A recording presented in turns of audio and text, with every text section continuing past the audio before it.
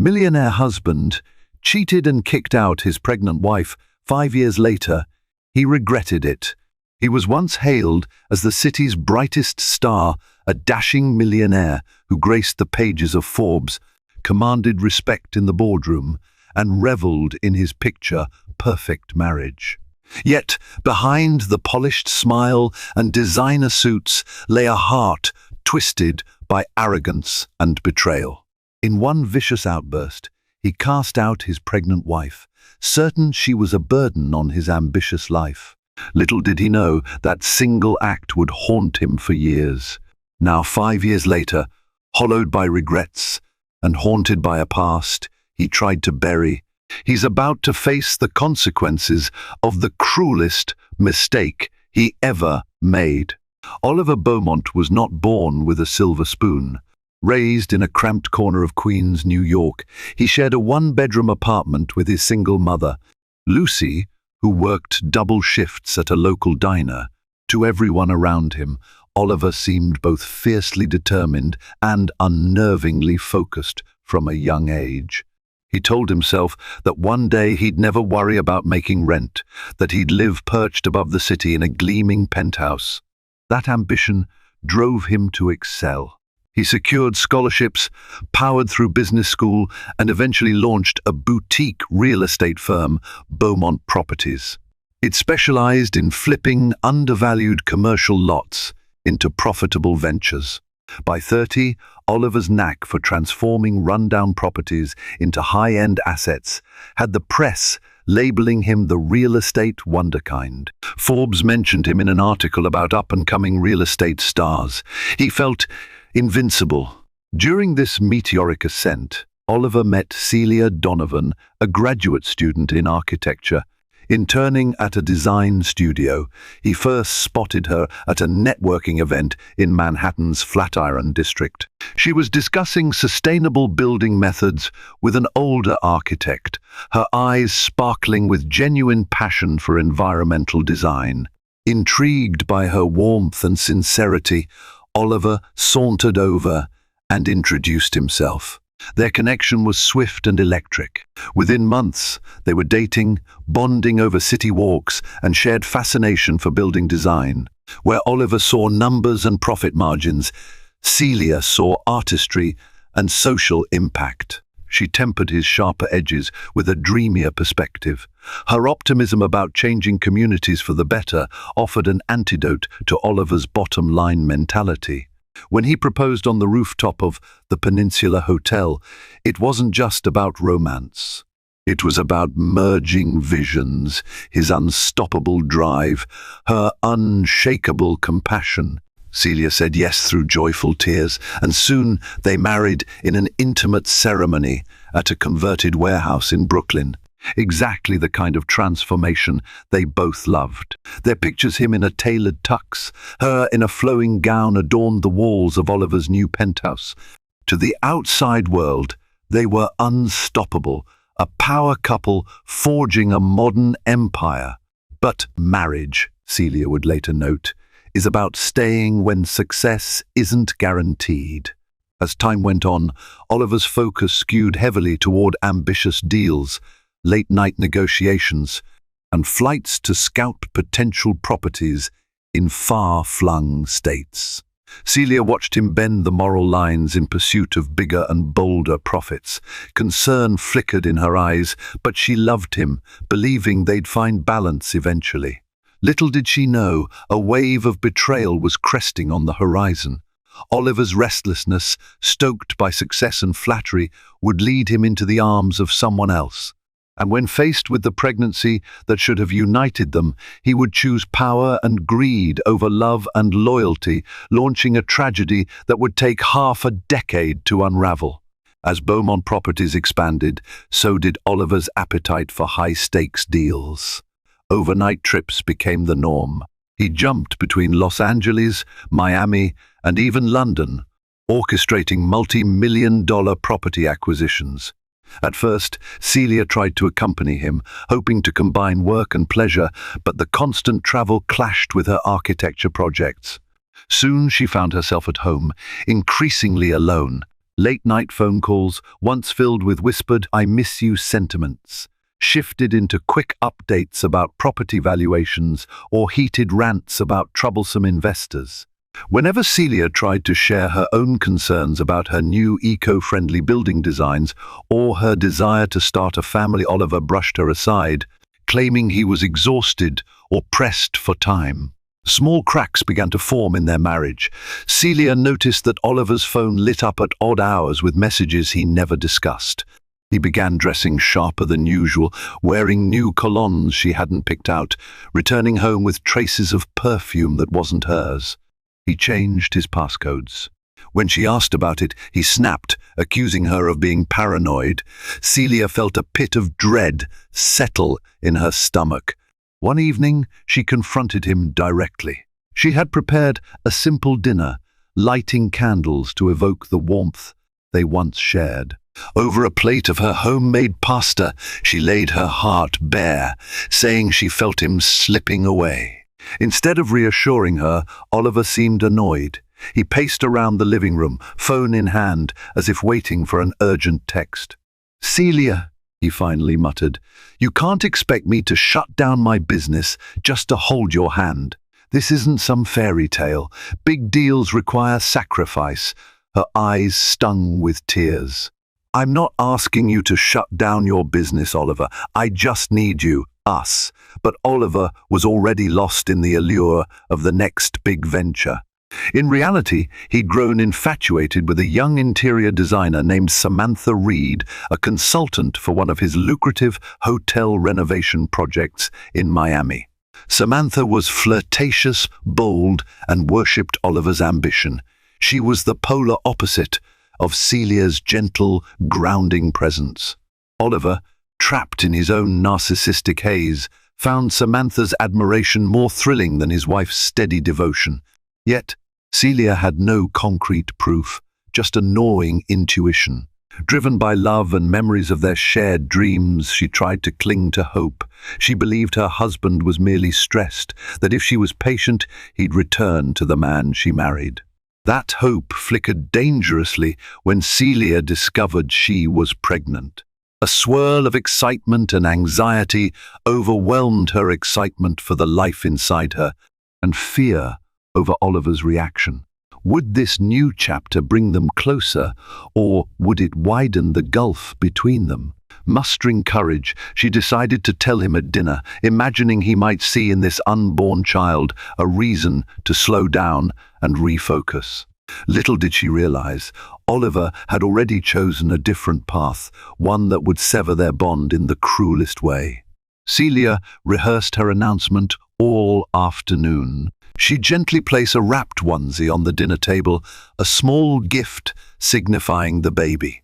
She even tied a note to it saying, "Can't wait to meet you, Daddy." Standing before a mirror in their master bedroom, she took several calming breaths. This news, she believed, might be the spark that rekindled the fading warmth between them. When Oliver arrived home, the stale tension he carried in his shoulders was all too visible. He barely greeted Celia, tossing his briefcase onto the couch and mumbling about a stressful meeting.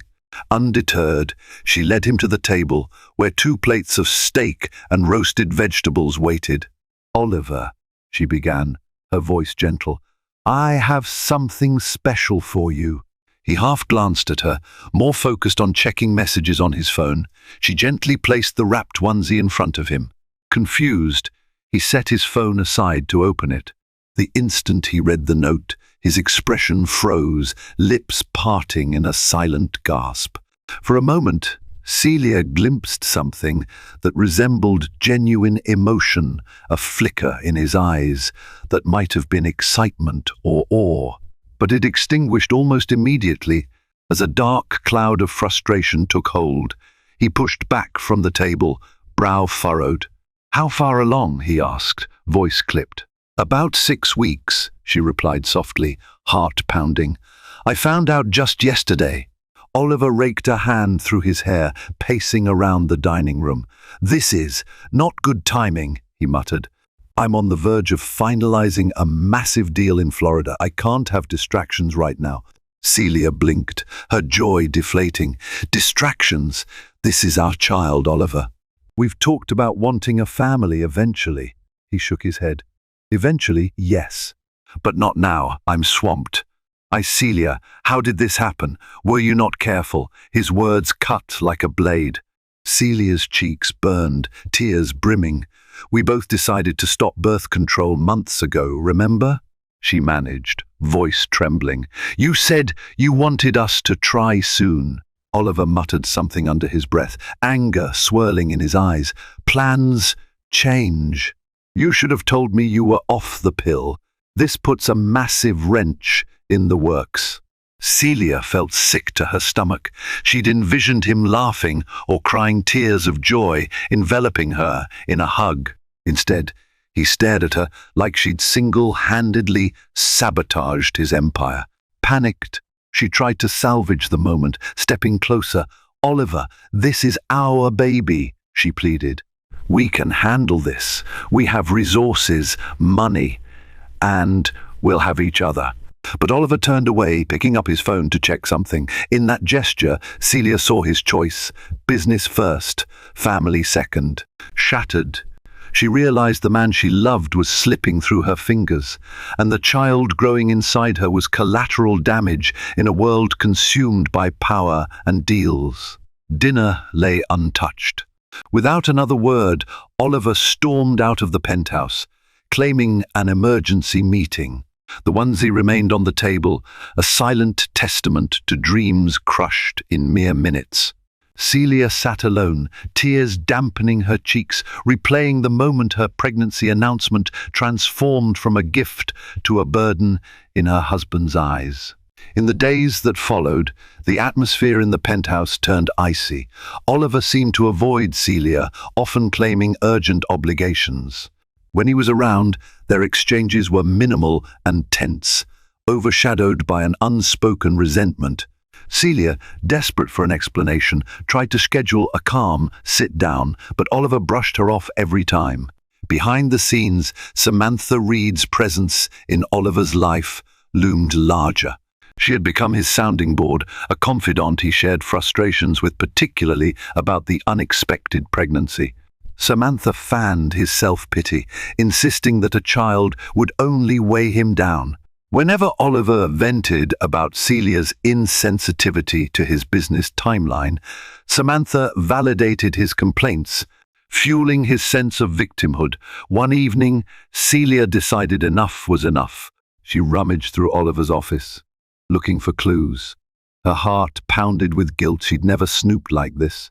But the secrecy had reached a boiling point. That's when she stumbled upon receipts from a luxury hotel in Miami, receipts indicating 2 dinners for 2, along with an extended stay that didn't match Oliver's official itinerary. Worse, there were pictures on his desk of him and Samantha standing shoulder to shoulder at a beachfront property, beaming at the camera with an intimacy far beyond professional courtesy. Devastation slammed into Celia. She sank to the floor, tears blurring her vision. The puzzle pieces aligned too well, his aloofness, the phone calls at odd hours, the dismissive attitude. He wasn't just frustrated by the pregnancy, he was entangled with another woman. Oliver returned home to find the penthouse lights dim, and Celia standing in the living room, the incriminating receipts and photos in hand. Her face was etched with anguish. Care to explain? She asked, voice shaking. He froze, guilt evident in his eyes before it hardened into defensiveness. You went through my stuff? He snapped, snatching the receipts from her. That's a massive invasion of privacy. Celia's anger flared. Don't you dare turn this on me, she cried, wiping at tears. You're the one sneaking around with another woman, while I'm pregnant with our child. Oliver's posture stiffened. It's not what you think, he spat, though his tone lacked conviction. Samantha is a business associate. The trip required us to entertain clients. Stop lying. Celia cut in, voice raw. I can see from the photos it's more than that. You can't hide your affair anymore. For a moment, Oliver's facade cracked, revealing a flicker of shame, but instead of admitting his wrongdoing, he lashed out. "This is exactly why I'm done your constant nagging, prying, clinging. You don't understand the pressure I'm under." Celia's lips trembled. "I'm your wife, Oliver. We made vows, and I'm carrying your child. Doesn't that mean anything?" His silence said it all. Rage and self-loathing warred on his face. Then he hurled words she'd never forget. "I never asked for this baby, and I won't let you ruin my life with your fantasies. If you can't accept how things are, you should leave." The finality in his voice crushed her. Celia stared, disbelieving, as Oliver marched to the master bedroom. In that instant, the dream of a bright future shattered. As tears streaked her cheeks, Celia grappled with the horrifying truth. Her husband not only cheated, he wanted her and the unborn baby gone. The next day dawned with a brittle hush. Celia, eyes swollen from a night spent crying, packed a small bag of essentials. She wondered if Oliver would apologize or beg her to stay. But he left early for a flight to Miami, uttering only a cold, "This isn't working anymore." No acknowledgement of their baby, no mention of love.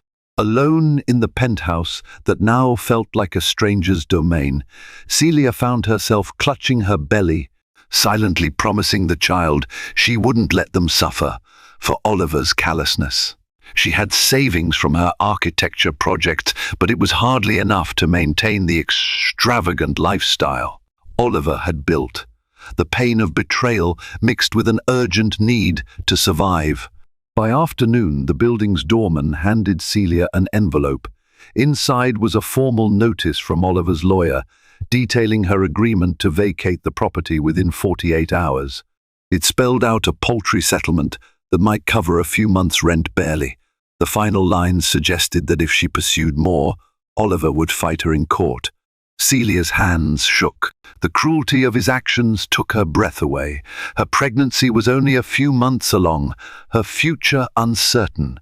Their marriage had no formal prenuptial arrangement, but Oliver's legal team was swift and ruthless, citing his sole ownership of the property and assets. The letter threatened to bury her in paperwork if she dared contest. It was as if Oliver wanted to erase her entirely. Feeling numb, Celia called her best friend, Layla, a fellow architect. Layla insisted Celia come stay at her cramped studio apartment in Brooklyn. It was hardly ideal, but Celia had nowhere else. She left a brief note on the kitchen counter. "I'm leaving, as you wanted. I hope you remember someday that there are things more important than deals, Celia." She walked out with a single suitcase, stepping into the quiet elevator. Memories flitted before her eyes, Oliver's wedding vows, the nights they stayed up giggling about dream homes. The day they discovered they shared a passion for renovating abandoned spaces into sanctuaries. All of it felt like a distant dream. The building's doorman, who'd once greeted her cheerfully as Miss S. Beaumont, now avoided her gaze. No one stopped her. She slipped away from the penthouse like a ghost.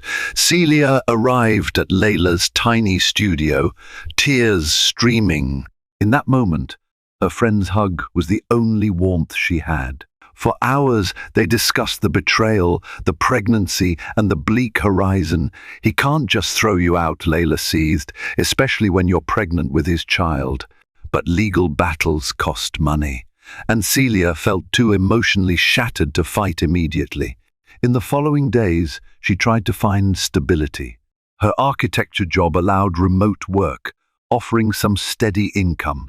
Yet each morning, she'd awake to the reality of her precarious situation, outrunning heartbreak while her body changed daily to accommodate the life inside her. Oliver, too, would soon discover that there are consequences to casting away what truly mattered. But for now, Celia faced only darkness, unaware that her quiet resilience would one day become the very thing that undid him. Time marched on, heedless of heartbreak. In the wake of her eviction, Celia refocused on survival. She rented a modest one-bedroom apartment in Queens, close to Layla's place. The area wasn't glamorous, but it provided a sense of community. Neighbors greeted her kindly, never suspecting she'd once lived in a Manhattan penthouse. Bit by bit, Celia carved out a life that revolved around two goals: providing for her unborn child and healing from betrayal. Oliver's name rarely crossed her lips. The baby, whom she named Aurora, arrived after a grueling labor. In the hospital room, Layla held Celia's hand while tears of relief and love poured down her cheeks. "She's perfect," whispered Celia, cradling her infant, but the emptiness of Oliver's absence loomed like a shadow on that joyous day. In the birth certificate's father section, Celia left it blank. She told herself Aurora didn't need a father who discarded her before birth. Celia threw herself into freelance architectural design. Her eco-conscious approach, combined with her knack for maximizing small spaces, earned her a steady trickle of clients, local businesses, homeowners wanting sustainable renovations, even a small library in need of an expansion. Over the years, she developed a strong reputation thanks to word of mouth and glowing reviews online. Though money was tight, she managed to provide for Aurora, ensuring her daughter never felt deprived. Meanwhile, Oliver soared to new financial heights. Tabloids frequently chronicled Beaumont Properties' expansions, major hotel chains, a rumored partnership in Dubai, glitzy collaborations with top designers. Samantha Reed made occasional appearances at his side, fueling speculation they were an item. Photos of them at the Waldorf Astoria's charity ball or stepping out of a chauffeured car in London filled the society pages. Yet behind the glossy facade, Oliver felt a nagging emptiness.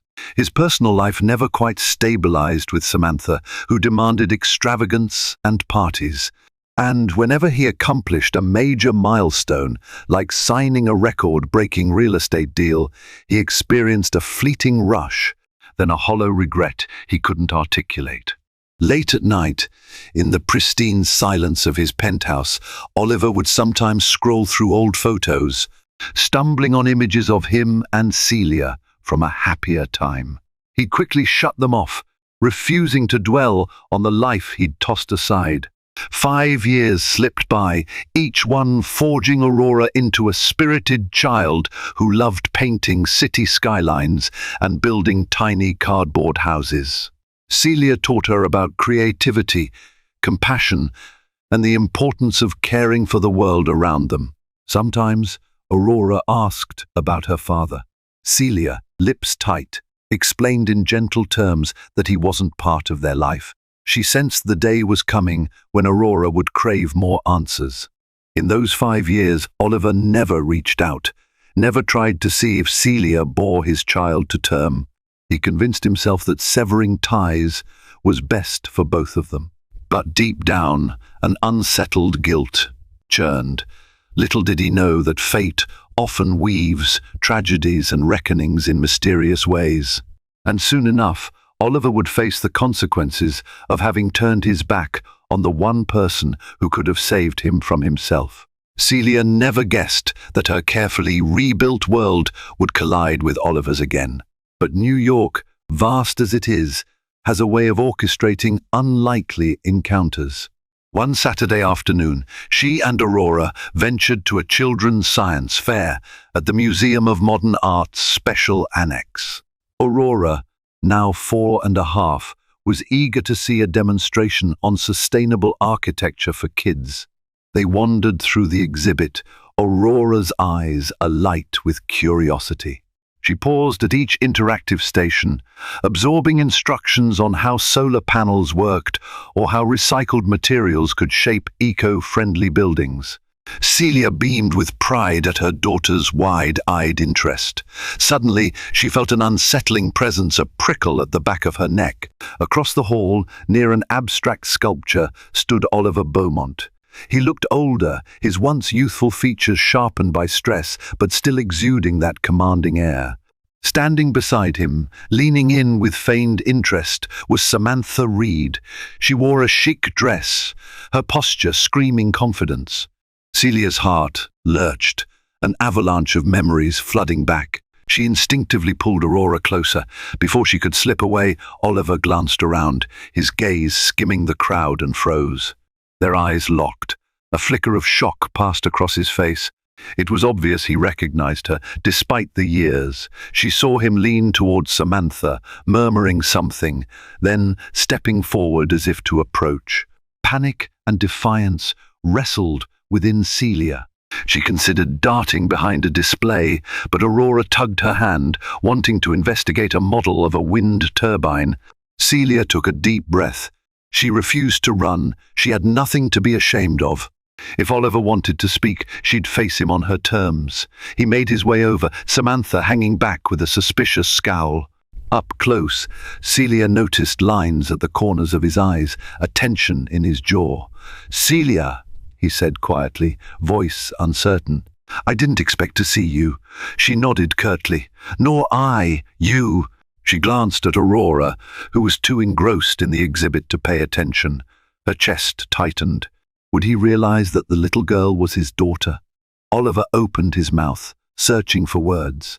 "How have you been?" It sounded hollow, painfully inadequate. Celia answered honestly, "Busy with work." "Raising my child," her tone was clipped. She wasn't about to volunteer details, but she wouldn't hide Aurora either. Oliver's gaze flicked to the child. A puzzle piece seemed to click, and something akin to remorse shadowed his eyes. Before he could speak again, Samantha marched over. "There you are," Samantha purred, slipping an arm around Oliver. She shot Celia a half smirk. "We should get going. The developer's dinner is soon." Oliver looked torn, hovering between the life he chose and the past he abandoned. Finally, he cleared his throat. "Celia, maybe we could catch up sometime." She stiffened, a swirl of emotions raging inside. "We have our own life now," she said, not unkindly but with finality.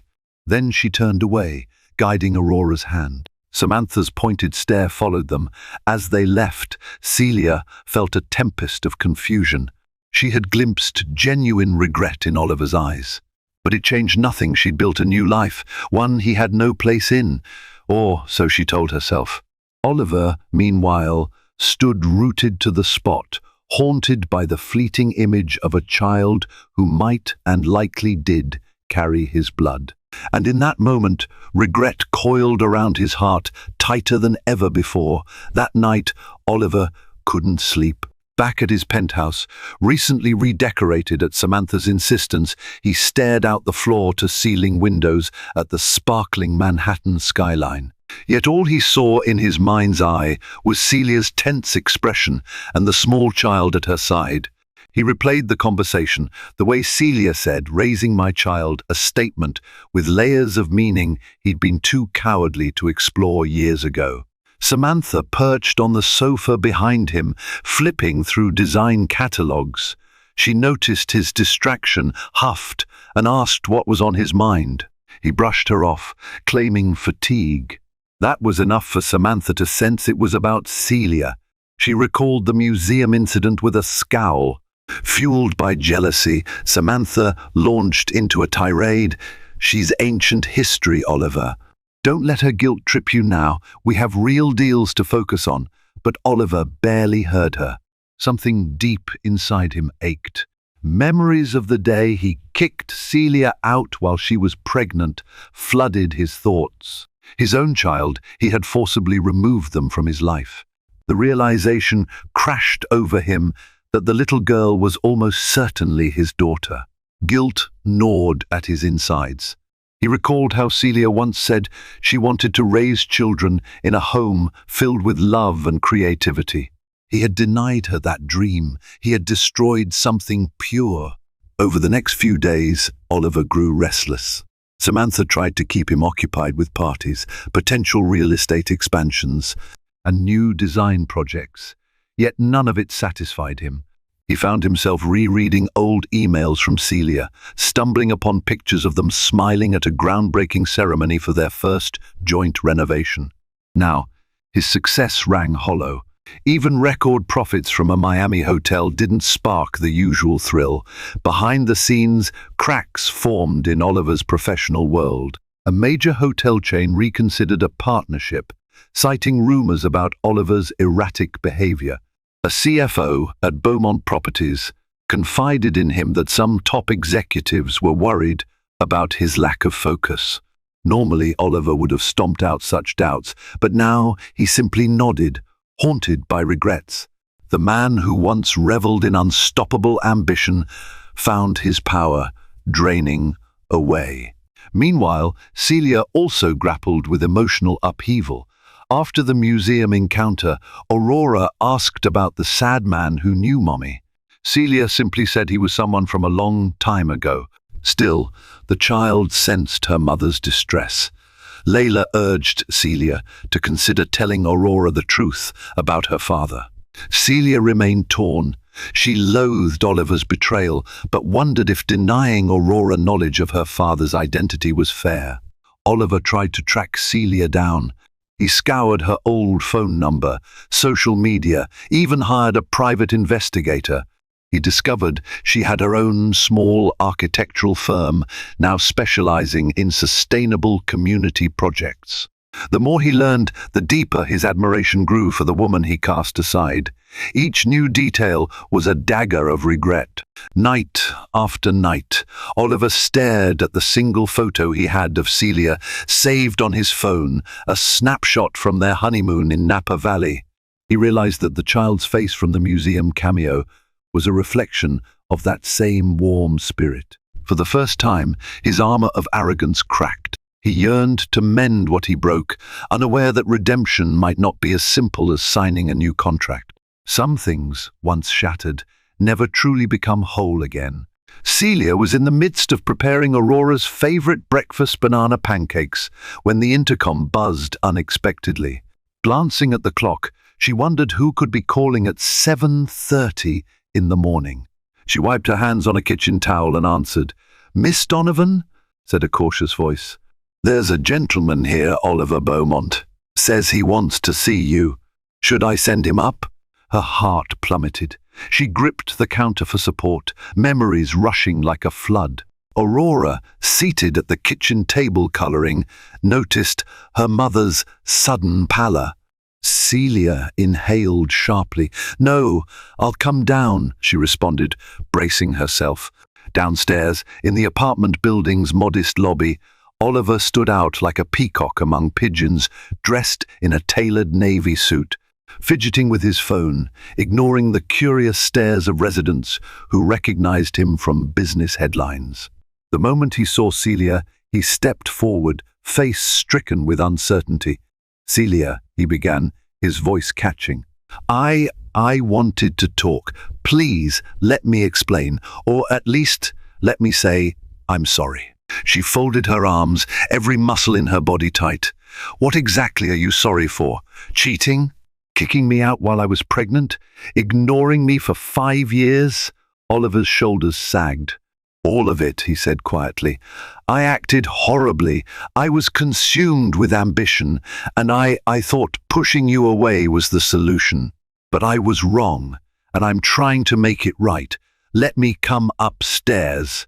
Maybe we can talk in private." Her jaw clenched. A torrent of emotions raged, anger, hurt, a flicker of longing for closure.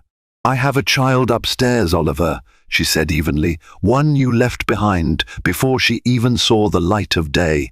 His eyes flickered with pain. "I know, and I want to meet her, if that's possible." "I'm her father, Celia." That final statement nearly made her shake with fury. "Father?" she repeated in a whisper. "You forfeited that title a long time ago." She drew a trembling breath. "But Aurora is the sweetest soul, and I won't let you barge into her life just because you feel guilty now." Oliver bowed his head. "I understand. But please, at least let me prove I've changed. Give me a chance to be part of her life." Celia hesitated, waging an internal battle. Aurora was curious about her father, but Celia feared letting Oliver's chaos disrupt her daughter's stability. She also recognized that denying Aurora a chance to know him might create its own scars. Sighing, she relented slightly. "We can talk at a cafe down the street, alone. Then we'll see." Oliver nodded, relief washing over his features. They agreed to meet in an hour.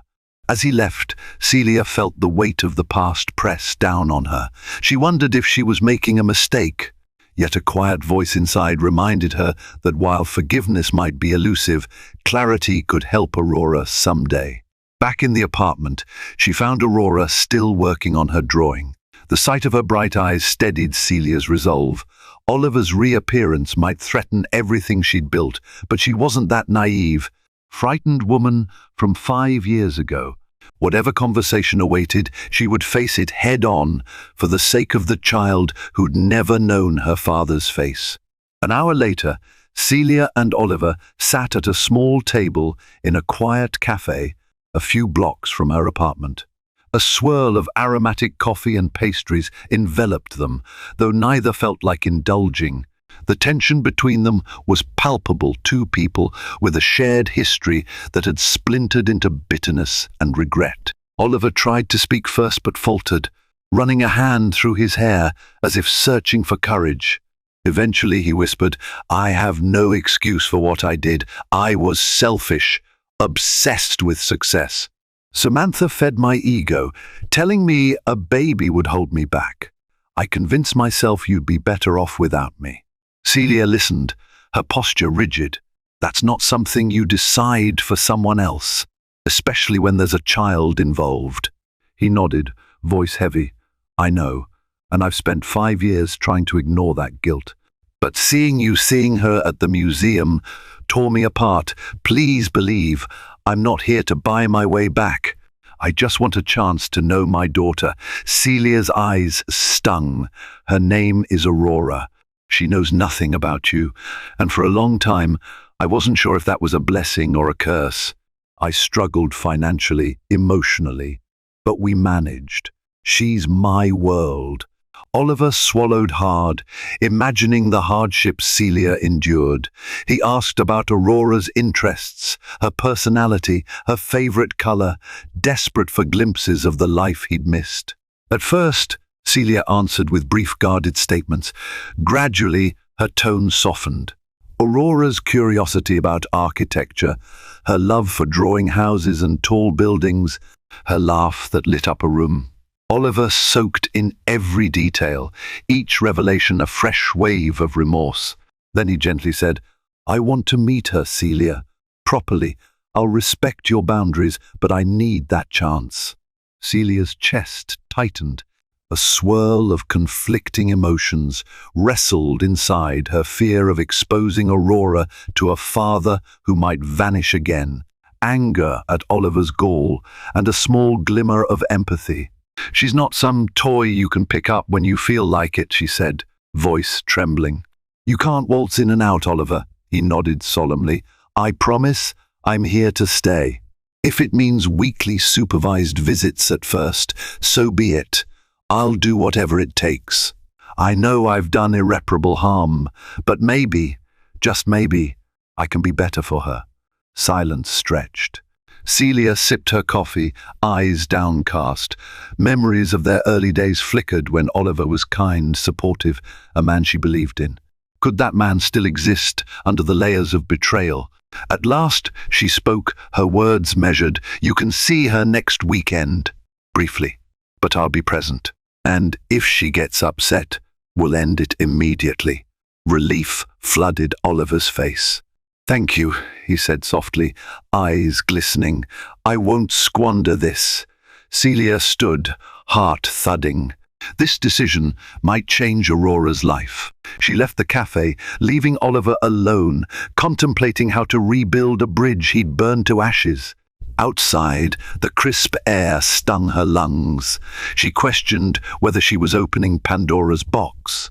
Yet, for Aurora's sake, she'd risk it, giving Oliver a chance to prove fatherly love could triumph over the sins of his past.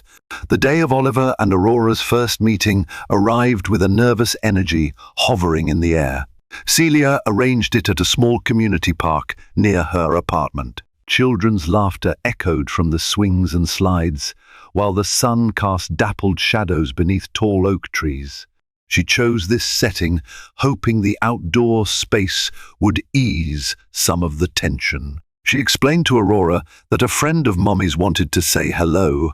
The child, curious but not suspicious, agreed, too enthralled by the promise of a new playmate. Celia could hardly still her racing heart, bracing for how Aurora might react to Oliver. Would she sense a connection? Oliver arrived early, dressed more casually than usual, no tailored suit, just a simple sweater and jeans. He clutched a small plush elephant in one hand, a gift he'd agonized over picking. When Celia guided Aurora toward him, the little girl regarded him with wide, inquisitive eyes. Oliver's expression quivered between a forced smile and the edge of tears. "Hi," he said softly, crouching to Aurora's level. "I'm Oliver. Nice to meet you."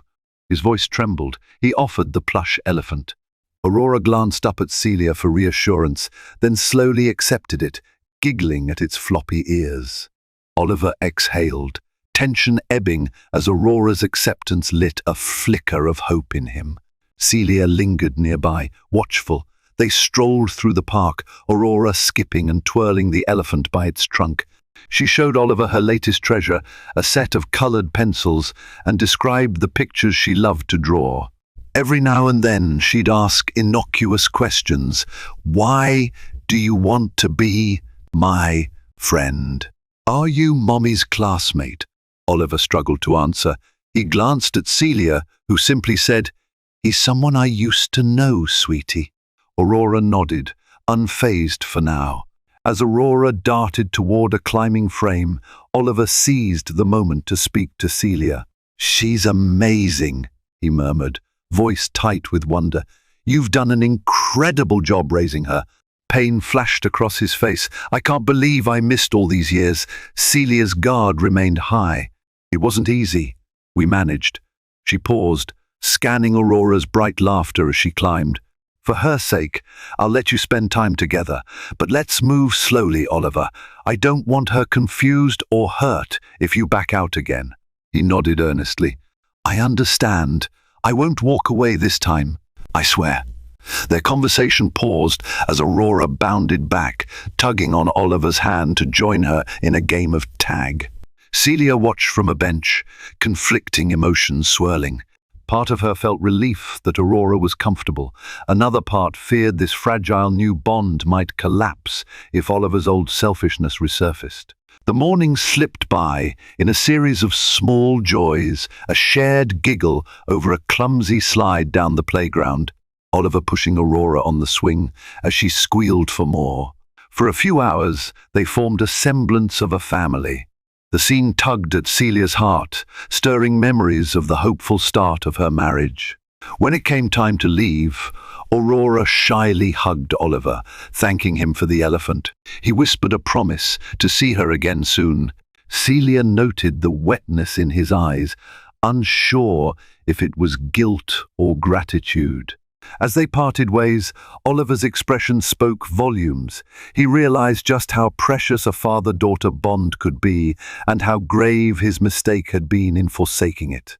The question loomed whether this new chapter marked the start of redemption or simply another heartbreak waiting to unfold.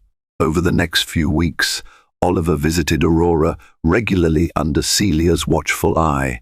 These meetups took place in public spaces or at Celia's cozy apartment, with Layla sometimes present. Initially, Aurora treated Oliver like a friendly adult. She'd show him her drawings and ask him simple questions about the world.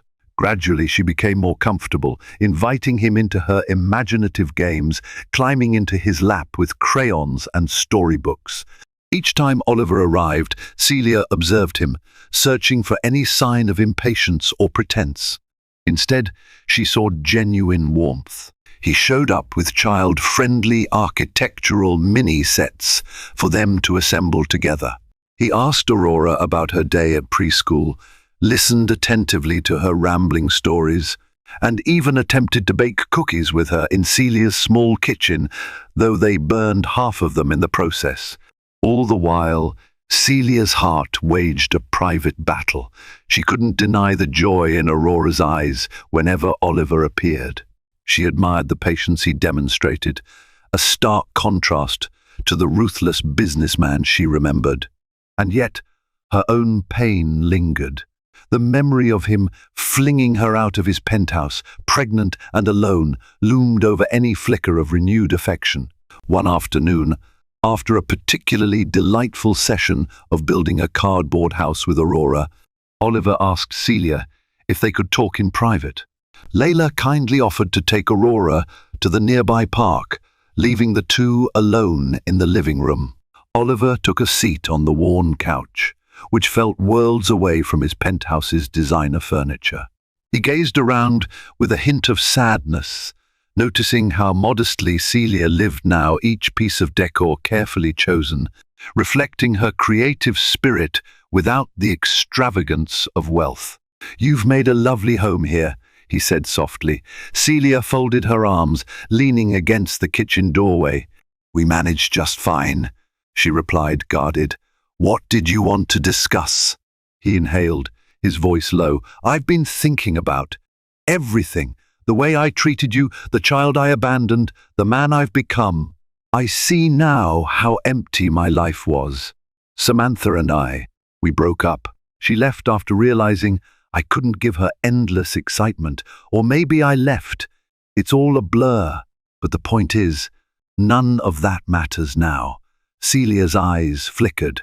She listened silently, bracing for whatever came next. "I want to help," Oliver continued. "Financially, yes, pay for Aurora's education, her future.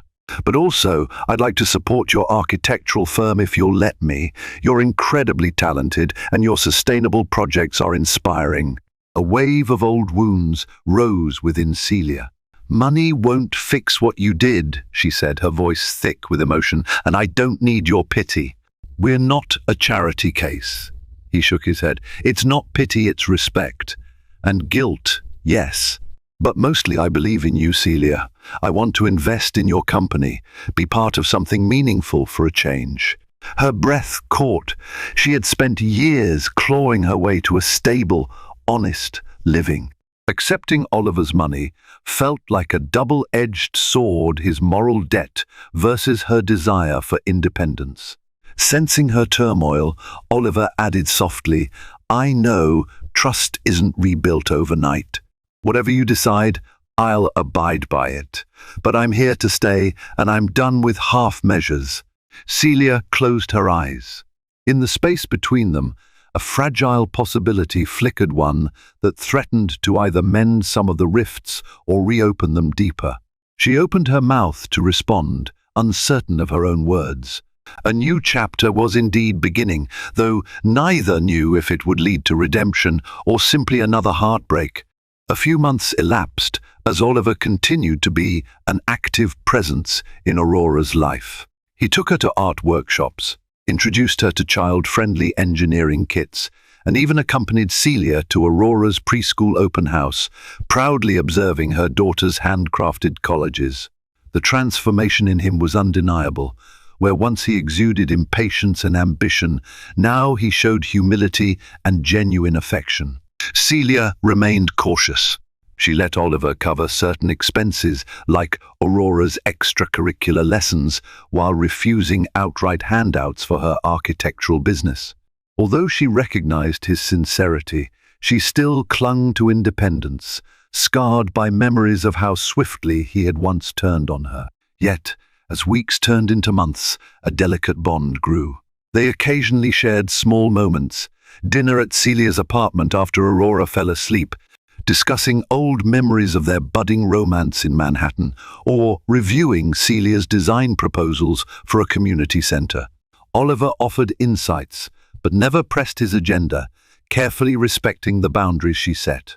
One crisp evening, after a local fundraiser where Celia showcased her sustainable housing concept, Oliver walked her home while Layla babysat Aurora.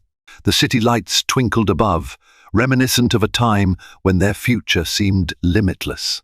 Pausing in front of her building, Celia took a shaky breath. "Thank you for your help tonight," she said. Your input on the financial aspects. It helped me secure more donations. Oliver smiled gently. I'm glad. This project is important. It's going to help so many families in need. She studied him carefully. Gone was the man who once worshipped lavish galas and expensive getaways with Samantha. You've changed, she murmured. He nodded, gaze somber. I had to. I lost you. Lost the child I never knew. That emptiness forced me to confront who I became. I wish I could erase my past mistakes, but I can't. All I can do is be better now. Celia's eyes glistened. She recalled nights she cried herself to sleep in Layla's studio, pregnant and terrified. I never expected to let you back into Aurora's life, she admitted. But seeing the joy in her eyes, that's all I want. Her happiness. Oliver gently reached for Celia's hand, a hesitant gesture. When she didn't pull away, he clasped it, voice trembling. I don't expect forgiveness easily, but I do hope maybe someday we can move forward together. Her heart pounded at the implication. Was he asking for a second chance? The prospect of trusting him again felt both terrifying and oddly comforting. She withdrew her hand slowly. I don't know if I can go that far yet, she whispered, but I'm willing to see where this new path leads, carefully. Oliver exhaled relief, a small, hopeful smile on his lips. He bid her good night and departed, leaving Celia awash in a swirl of cautious optimism. For the first time, she entertained the thought that perhaps people could change, that broken things might be mended with enough love and patience. Still, the scars ran deep. She had Aurora's well-being to consider, her own dreams to nurture. Rebuilding trust with Oliver was like constructing a structure from rubble, a long, fragile process that could collapse at any misstep. Yet in that uncertain darkness, for the first time in half a decade, a faint light of healing beckoned. 6 months later, Celia stood on a small stage in front of a newly completed community center in the Bronx, wearing a hard hat and a broad smile. Her sustainable design had become a reality. Walls made from recycled materials, solar panels powering the building, rainwater collection systems integrated into the roof. Local families could now access affordable daycare, educational classes, and healthy meal programs. She had poured her heart into this project, and now it stood as a testament to what dedicated collaboration could achieve. In the audience, Aurora sat on Oliver's lap, waving a tiny handcrafted flag. Oliver caught Celia's eye, offering a supportive nod. His presence no longer rattled her. She felt gratitude that he'd helped gather sponsors for the project, including philanthropic donors who might have otherwise overlooked her small firm. Her business had grown modestly, and she even hired 2 part-time assistants, hopeful about the future. After the ribbon-cutting ceremony, Celia stepped down to greet well-wishers. Oliver and Aurora ran over, Aurora squealing with excitement. "Mommy, the building is so pretty." "Is it for me too?" Celia laughed, bending to hug her daughter. "It's for everyone, sweetheart. You can come here for art classes if you like." Oliver looked on, pride evident. "She asked me if she could paint a mural in the playroom," he explained with a chuckle. "I said, that's up to the boss, her mum," Celia smiled. "We'll see what the directors say." Then, gently, she added, "Thank you, Oliver, for everything you did to make this happen." He shrugged, a little embarrassed. "All I did was help with numbers and pitch decks. You're the visionary here." They fell silent as Aurora was whisked away by Layla, who promised to show her the new crafts corner. Leaving Oliver and Celia to share a rare moment alone, the buzz of conversation flowed around them, but they stood in their own small bubble.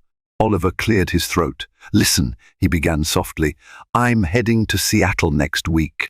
I'm scouting a potential philanthropic development, low-income housing near the waterfront. I'd love for you to come, give your input, and Aurora too, if you want.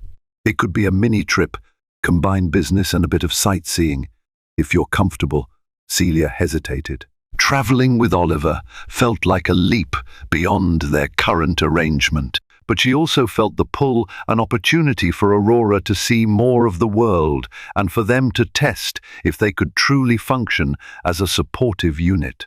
"I'll think about it," she said. Her voice wavered, a sign that she was seriously considering it. He smiled tentatively. "That's all I can ask for." Later that night, after the celebration wound down, Celia walked the quiet streets with Aurora in hand and Oliver at her side. They passed a mural depicting city life, bright colors swirling into each other, reminding Celia of her early days of love and heartbreak. As Aurora skipped ahead, Oliver asked, "Have you given more thought to our future? Yours? Mine? Aurora's?" She paused under a street lamp, the glow illuminating the concern in her eyes. "It's complicated," she admitted. "I'm still afraid of letting you in too close, but I also see how happy Aurora is around you." Oliver gently reached out, tucking a strand of hair behind her ear. "I want to be here for both of you, in whatever capacity you'll allow, as a father, and maybe, someday, as more." Celia's heart pounded. She remembered the quiet nights in a lonely apartment, the tears, the resentment, but she also recalled the last half year of slow, careful repair. "I'm not promising anything beyond co-parenting, but I'm open to seeing if we can rebuild what was lost. With time," he nodded, swallowing the emotion in his throat. Together, they caught up to Aurora, who pointed at the painted silhouettes of families on the mural. The irony wasn't lost on Celia. 5 years ago, Oliver had obliterated the notion of family. Now, he was standing here, humbly asking to be part of one. The structure of trust they were forging was still fragile, but each day it gained another layer of strength. Walking on, Celia realized that sometimes heartbreak can carve out deeper compassion, that forgiveness, while not guaranteed, can emerge from genuine remorse. She saw in Oliver a man changed by regret, eager to invest not just money, but also heart, into a life he nearly threw away. Maybe, she thought, redemption stories don't always end with a clean slate, but they can begin with small, honest steps toward healing and love. A life shattered by betrayal can sometimes be pieced back together, one courageous step at a time. For Oliver Beaumont, losing everything he once held, dear, his marriage, his fatherhood, and the trust of the woman he loved, opened his eyes to the hollowness of blind ambition. Through sincerity, humility, and a fierce dedication to the daughter he almost never knew, he began to rebuild the foundation of a family he once cast aside. A swirl of frost-laced wind hits Daniel's face the moment he steps out of his car, black coattails flapping against the flurry of snow.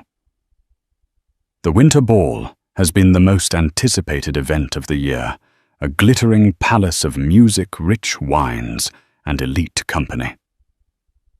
But for Daniel, it's another stark reminder that he's walking in alone. He steels himself, determined not to let memories of the past taint his evening. Then across the ballroom's grand foyer, he catches sight of her Eleanor, his ex-wife. She isn't alone. She's holding the hands of 4 children who each carry the exact color and shape of his own eyes. The Winter Ball took place in the heart of Manhattan at the luxurious Plaza Hotel near Central Park. Crisp December air clung to Daniel White's every breath as he made his way past doormen who greeted him with polite nods. The swirling lights of the city reflected on the fresh snowfall, granting an almost fairy tale aura to the evening. Inside, the hotel's lobby dazzled with poinsettias, golden wreaths, and artful Christmas trees. The florid notes of a string quartet wafted through the corridor, luring him toward the grand ballroom. Daniel, 37 years old, had always been considered dashing. Tall, with a chiseled jaw and haunted green eyes, he moved with a confident grace that came less from ego and more from an innate sense of self. Yet tonight, an uninvited pang of loneliness gripped his heart. Attending the ball alone was never his plan. Just a year ago, he had imagined standing here with his wife Elena on his arm, both of them in elegantly tailored outfits, exchanging polite smiles with Manhattan's elite, forging connections for their philanthropic endeavors. But life had taken a brutal turn. He and Elena parted ways under painful circumstances that still felt raw. Despite the veneer of normalcy, he attempted to wear Tom Ford suit perfectly, knotted tie, polished demeanor. Daniel felt like an open wound in the midst of a glittering crowd. Every decoration, every swirl of laughter, every passing perfume reminded him of the life he had lost. He tried to distract himself by thinking of small talk about his work at Harrington and White Investments, about the latest Wall Street Journal headlines about the real estate deals the firm had lined up. He thought of the people he might meet tonight. Potential clients, old friends, distant acquaintances like Teresa Wilson from his days at Yale, and donors who might support his cherished cause, the foundation he'd created in honor of his late father to fund scholarships for underprivileged kids. The grand double doors to the ballroom stood open, revealing a dazzling space, sparkling chandeliers, marble floors, and swirling couples in formal attire. As Daniel stepped across the threshold, he felt both an unsettling excitement and a sense of dread. Somewhere in this crowd, there could be a face from the past. Elena's face, perhaps, but in the swirl of suits and gowns, he couldn't immediately see her. He exhaled slowly, reminding himself that this evening was meant to be a fresh start, or at least a test of his ability to move on. After all, Elena had carved her own path, seemingly uninterested in the shared dreams they'd once built. He clenched his fists in his pockets. This night is for me, he thought. I'm going to enjoy myself, come what may. Daniel's mind drifted back to the day he first met Elena. It was during a summer internship at a hedge fund in Boston, back when they were both wide-eyed graduate students. She was bold, brilliant, and carried an aura of mystery that captivated him. Elena's luscious dark hair framed her olive complexion, and her deep brown eyes flashed with ambition. She had come from a modest background in Montreux, Switzerland, and her accent, along with her fierce determination, made her stand out among the crowd of interns. Their attraction was instant, fueled by late-night strategy sessions and stolen glances at coffee breaks. By the end of the internship, they'd begun a relationship that seemed as bright and promising as their future careers. Within 2 years after they'd finished graduate school, he at Yale, she at Columbia, they married in a private ceremony officiated at a small chapel in upstate New York. His mother, Carol White, and her father, André de la Montagne, blessed the union with tears of joy. Yet as they built their careers, cracks began to form. Both were ambitious. Both wanted the best for themselves, and ironically, that drive which once unified them started to push them apart. Eleanor felt stifled by the conventional life Daniel seemed to desire, a suburban home, dinner parties, early nights. Meanwhile, Daniel struggled to keep up with Eleanor's relentless push for success and adventure. She took job opportunities in Hong Kong and Zurich, while Daniel remained in New York to care for his ailing father and to stabilize his fledgling investment firm, Harrington and White, which he co-founded with his best friend from college, James Harrington. Long, silent months apart replaced the passion they once shared. Emails and texts became the main medium of communication. The final blow came when his father passed away, and Elena didn't show up to the funeral. She was stuck in a negotiation in Shanghai, or so she claimed. Daniel never forgave her for that. The day after the funeral, he filed for divorce. The year since the divorce was granted felt like a haze of regrets and half-hearted attempts to move forward. Daniel's mother tried to console him. James Harrington tried to bury him in work, hoping he'd forget his heartbreak in corporate success. But the hurt ran deep. He wasn't just losing Elena. He was losing the idea of the family he had so desperately wanted to build, the stability he had vowed to create, a vow that was broken. Little did he know that this fateful night at the winter ball would unravel secrets that would cut deeper than he ever imagined. A month ago, Daniel had almost declined the invitation to the winter ball. The event, hosted annually by New York's philanthropic circle, was a magnet for the richest and most influential personalities. It was a chance to mingle, to raise money for various causes, and to flash power and status. Harrington and White had been a chief sponsor for the past 3 years. Daniel James Harrington had told him, "We can't skip it. Our firm's entire public relations campaign is anchored on us being present front and center. This is how we attract high-profile clients." Daniel, sitting behind his mahogany desk, stared at the invitation's gold-trimmed edges. The bold lettering read, "Winter Ball, an evening of giving and glamour." He sighed. "I just don't feel up to it, James." His partner, a tall man with sandy hair and an unrelenting optimism, placed a hand on Daniel's shoulder. "Look, I know you've been through a rough patch, but it's time to step out there again. If you don't, you'll never move on." Daniel had half a mind to crumple the invitation. Memories of attending this event with Eleanor the previous year, dressed in matching midnight blue ensembles, dancing under the chandelier, celebrating the expansion of their philanthropic network, still haunted him. Back then, the final stage of divorce was looming, even if they pretended all was well in front of the cameras. But James had a point. Daniel's philanthropic foundation needed exposure, and the firm needed him to show that he was still the confident leader they all relied on. Perhaps the winter ball could mark a turning point, a chance to re-enter society with his head held high. After all, what were the odds Elena would be there? She'd been traveling the world, seemingly unconcerned with the philanthropic circuit in New York. Reluctantly, he wrote out his acceptance, sealed the envelope, and sent it back. The next day, he forwarded his measurements to his tailor for a new suit, an outward sign that he intended to move forward, even if his heart still lagged behind.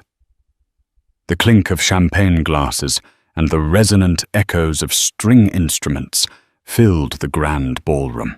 Women in sweeping satin gowns floated on the arms of men in crisp tuxedos.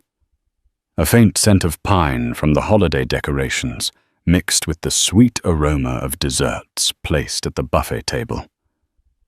Daniel tried to relax by the refreshment station, swirling a glass of sparkling water. He was never one for too much alcohol, especially not when he needed to keep his wits about him. Around him, clusters of socialites murmured gossip and speculation. Teresa Wilson, a college acquaintance now working for the New York Times, offered him a polite nod from across the room. He returned the gesture, but avoided prolonged eye contact, not in the mood for an in-depth conversation. His eyes scanned the dancing couples, the swirl of color and elegance. Usually he'd find it all mesmerizing. The soft glow of chandeliers overhead, the confident laugh of donors proud to share their wealth, the swirl of philanthropic ambition that actually did some good in the world. But tonight, an uneasy tension weighed on him.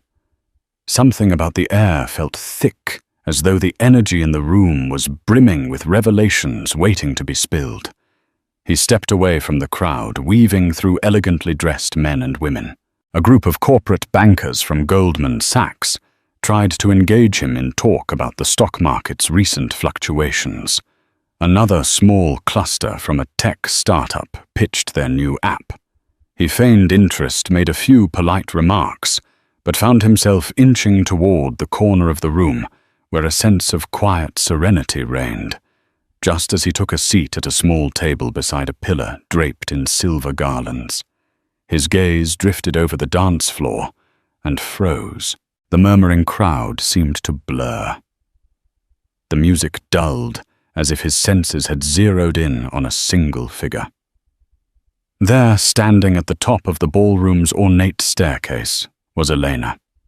She wore a wine-red gown that accentuated her lithe form, her dark hair cascading in loose waves over her shoulders. A hush seemed to envelop him, like a wind had swept through his chest. After all these months, it still felt unreal to see her in person. It wasn't just Elena's presence that paralyzed him. At her sides stood 4 small figures.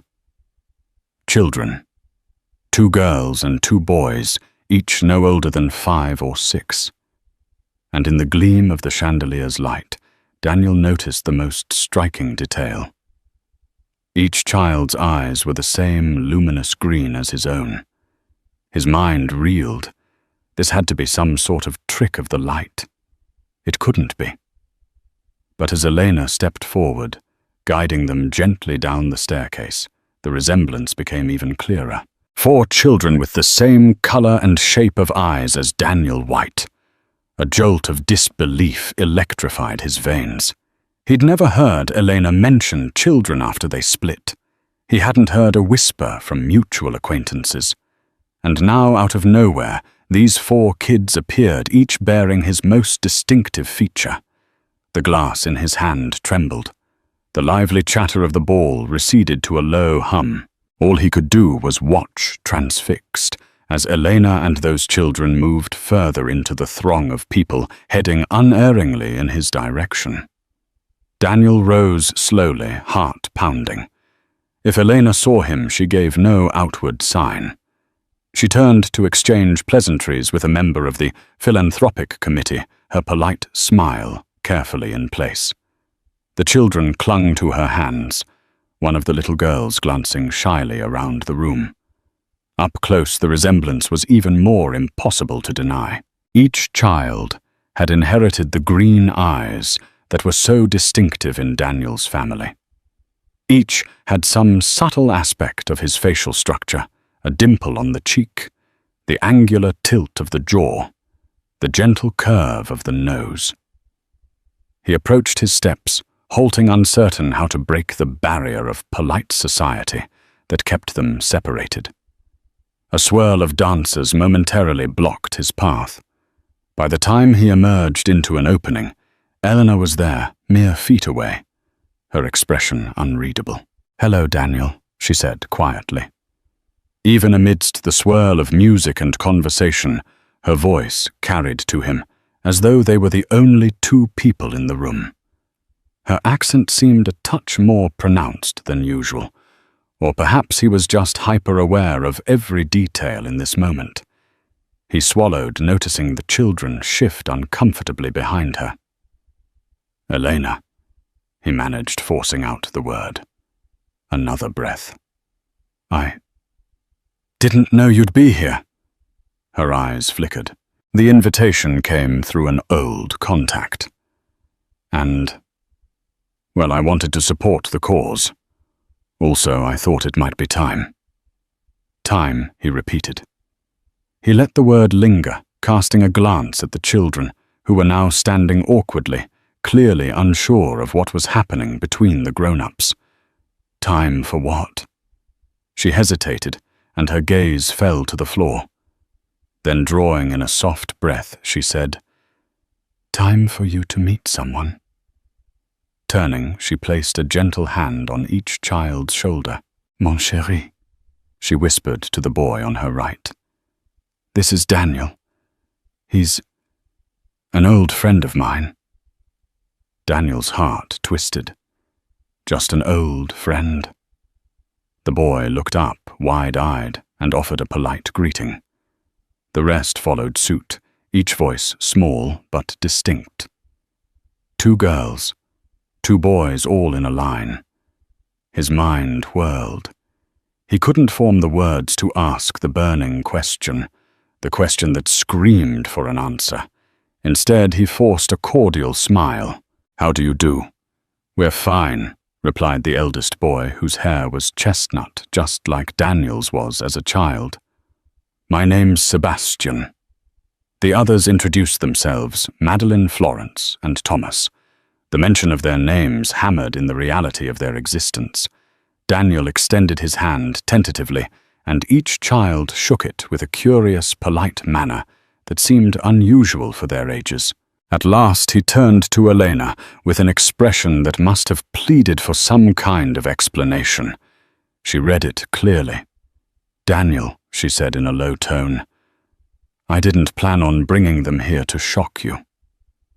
But I thought maybe this was the right time to tell you the truth." A tumult of anger, confusion, and heartbreak welled up in him.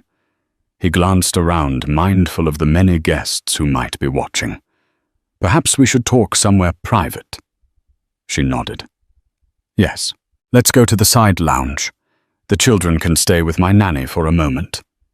She turned and beckoned a woman standing discreetly by the door, who hurried over and led the children away. A dull roar filled Daniel's ears as he and Elena glided along the perimeter of the ballroom. Guests parted to let them pass, and in their curious eyes, Daniel caught glimmers of speculation. Once they reached the smaller adjacent lounge, an ornate room with plush armchairs and soft lighting, they stepped inside and shut the door. The silence in the lounge was suffocating. Elena stood by a fireplace, golden light flickering against her dress. Daniel remained near the door, as though unsure whether to enter fully or bolt. Finally, she motioned him closer. His voice, when it emerged, trembled with barely contained emotion. Are they mine?" Elena studied him, eyes glistening. "Yes," she said, softly. "They are your children." The words struck Daniel like a physical blow. He staggered backward, pressing a hand against the door for support. For a moment it felt as though the world had inverted. The walls closed in his breath, caught in his chest. He tried to reconcile the reality of what he'd just heard with the life he'd been living alone, believing fatherhood was a dream that died when his marriage ended. How? Why? He struggled for coherent words. A dozen questions fought for priority in his mind. Why wouldn't you tell me? Why 4 children? Elena. Tears welled in her eyes, and she clasped her hands together, the diamond bracelet on her wrist glinting in the firelight. It's complicated, Daniel. I was pregnant when the divorce became final.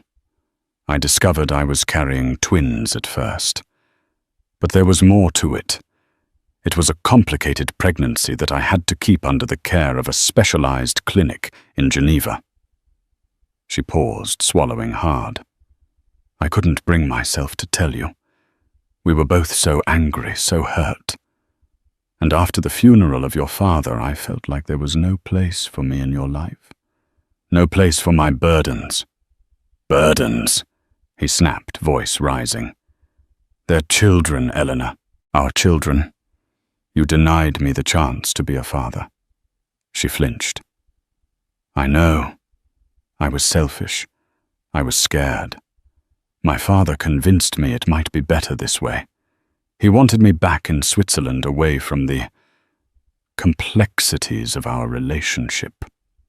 A pounding ache built behind Daniel's eyes, half fury, half heartbreak. He remembered Elena's father, André de la Montagne, proud, aristocratic, always disapproving of Daniel's American roots. But 4 of them. Elena, how old are they? She let out a trembling sigh. Sebastian and Madeline are 6. Florence and Thomas are 5.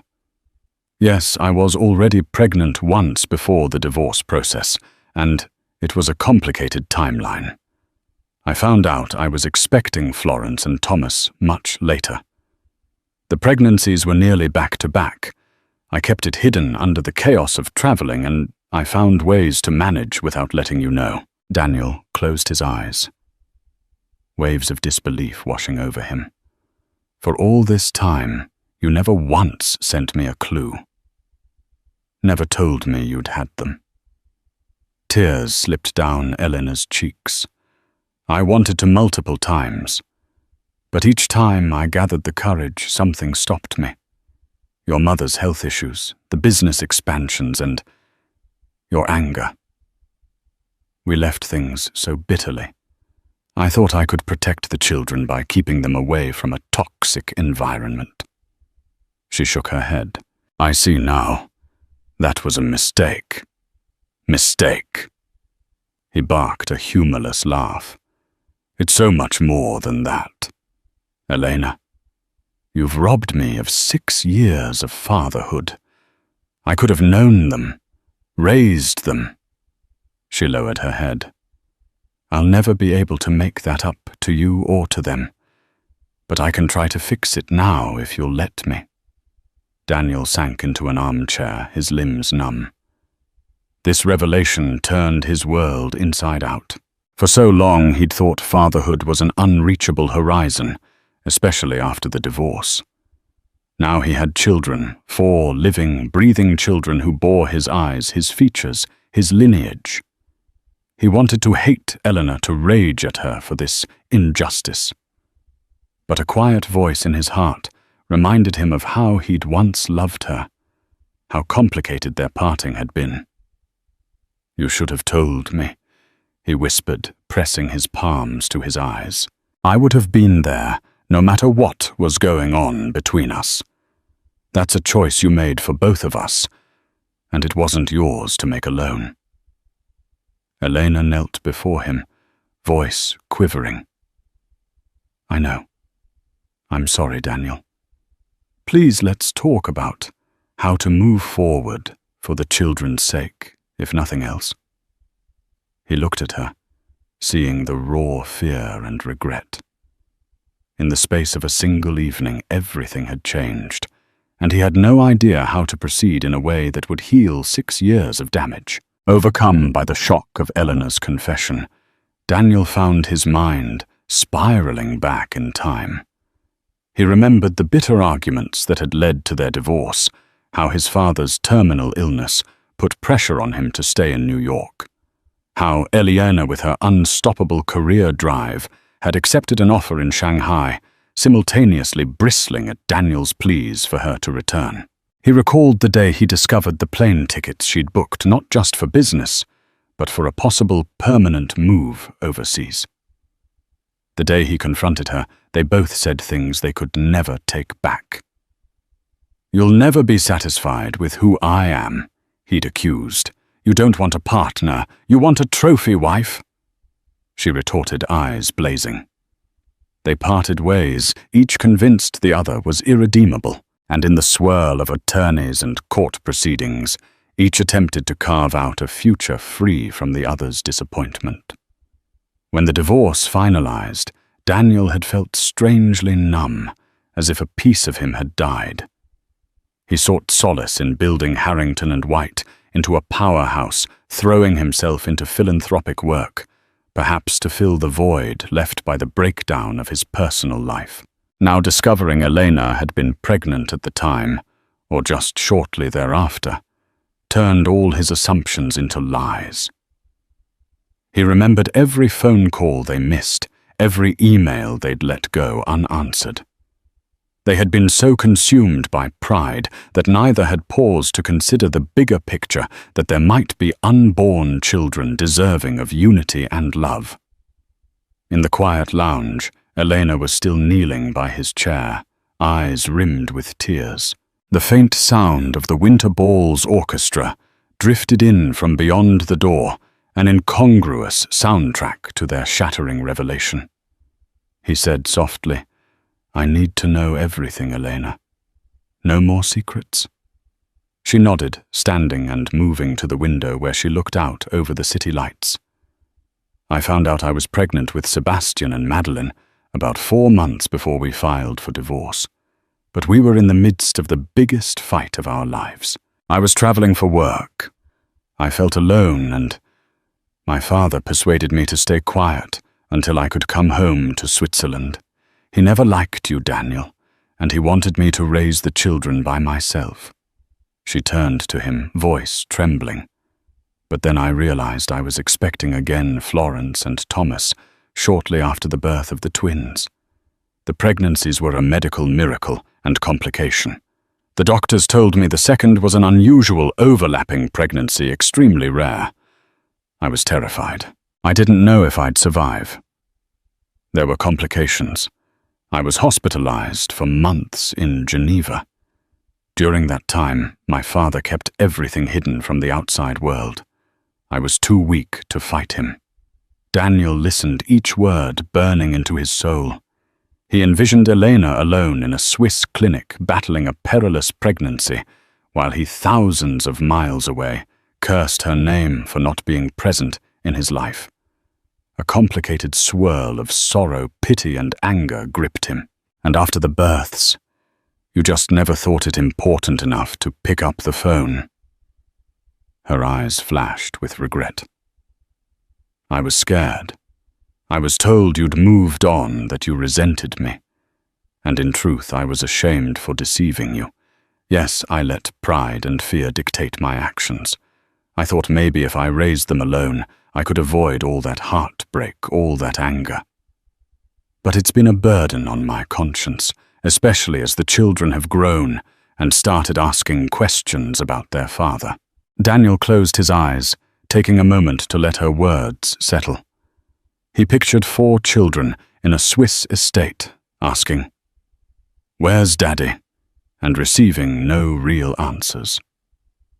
The heartbreak coiled tighter in his chest.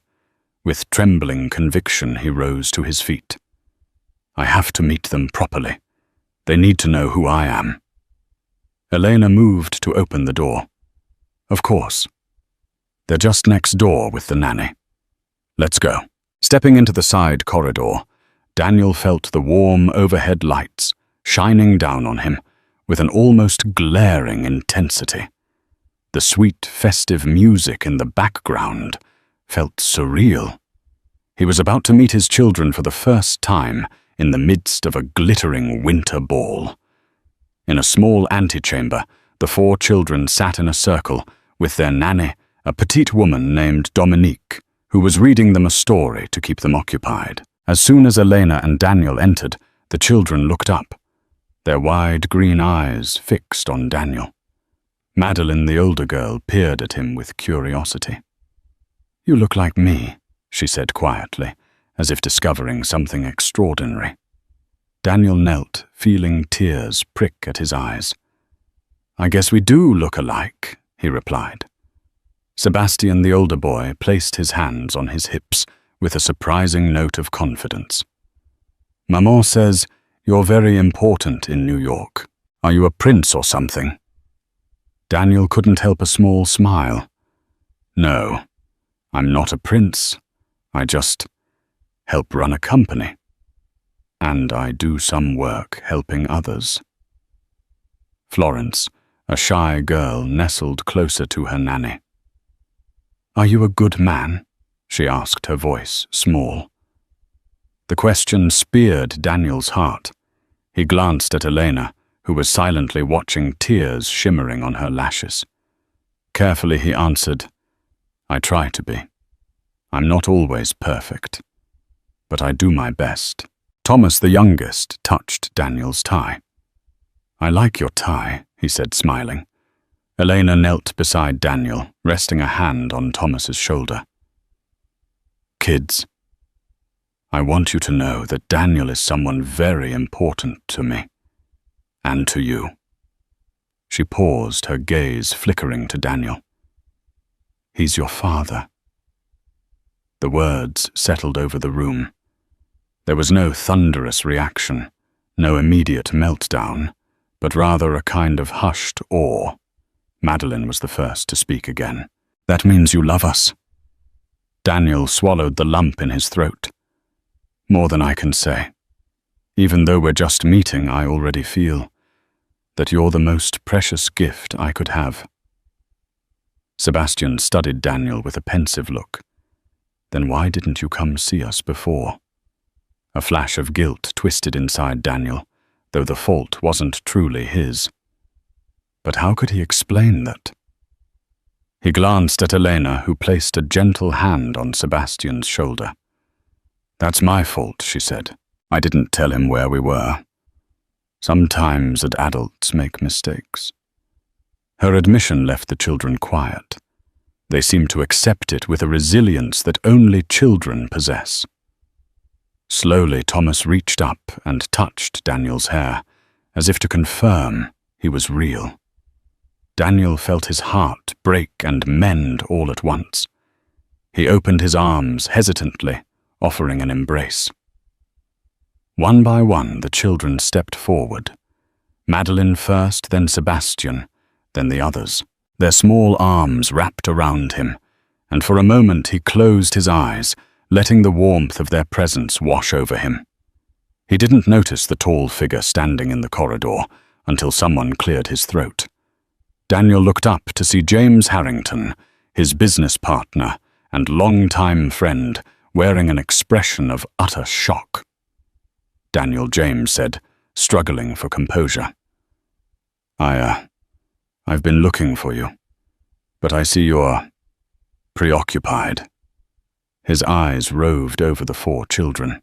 "Are these?" Daniel nodded, still holding on to the children. "Yes." "Mine." James stood there, mouth slightly open. But he rallied quickly, offering a small, congratulatory nod. "I see. Well, I'll leave you to your reunion." He turned to go, then paused, giving Daniel a pointed look that seemed to say, "We need to talk." Daniel knew with a sinking feeling that his entire life, personal and professional, had just undergone a seismic shift. Everything from finances to living arrangements to his carefully curated public image would change once it became public knowledge that he had 4 children he'd never mentioned. And in his mind, he couldn't help wondering if more secrets were lurking behind Elena's sudden reappearance. Later that evening, after ensuring the children were settled in a quiet corner, with Dominique, Danielle, and Elena slipped away to find more privacy. They went up a short flight of stairs, ending up on a balcony overlooking the ballroom floor. Below them, the party continued in full swing, glittering gowns, twinkling lights, the hum of polite conversation. He stared down at the swirling crowd, then turned to Elena. "This is a lot to take in, Elena. Are you certain no uncertainties about their paternity?" She flinched at the question. "They're yours, Daniel. I swear it on everything I hold dear." His face softened. "I want to believe you. But you have to understand my perspective. You hid them from me for 6 years. Her cheeks turned pink. "I understand. If you want a paternity test, I won't stop you. Anything to give you peace of mind." He nodded, feeling a pang of guilt for doubting her. "I'm sorry. It's just, this is so unexpected." She waved off the apology with a trembling hand. "I deserve your suspicion, but I have no reason to lie now. My father, he urged me to cut you out of our lives entirely. He was never going to let you know about them.